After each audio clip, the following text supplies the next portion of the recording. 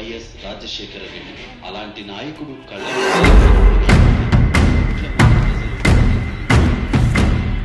అబ్బబ్బబ్బబ్బా ఏం జనాలు సార్. ఒక రాజకీయ నాయకుడు చనిపోతే ఇంతమంది జనాలు రావడం నేను ఎప్పుడు చూడలేదు సార్. బతుకున్నప్పుడు రాజులో బతికాడు, చావుతో దేవుడయ్యాడు.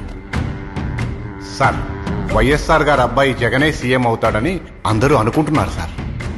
అతనికి మద్దతుగా 150 మంది ఎమ్మెల్యేలు సంతకాలు చేసి ఢిల్లీకి లెటర్ కూడా పంపించారట.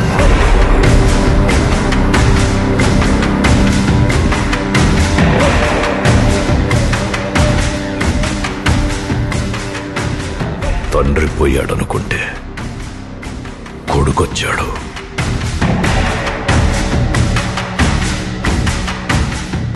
ఇప్పుడున్న సెంటిమెంట్కి వాడు సీఎం అవడం ఖాయం. అదే గనక జరిగితే మన పార్టీకి చాలా నష్టం అండి. తండ్రి చావే వాడి రాజకీయ బలమైతే దాన్నే వాడి బలహీనతగా మార్చండి. తండ్రి శవాన్ని పక్కన పెట్టుకుని సంతకాలు సేకరించి శవ రాజకీయాలు చేస్తున్నాడని నమ్మించండి. సార్, జనాలు నమ్ముతారంటారా సార్?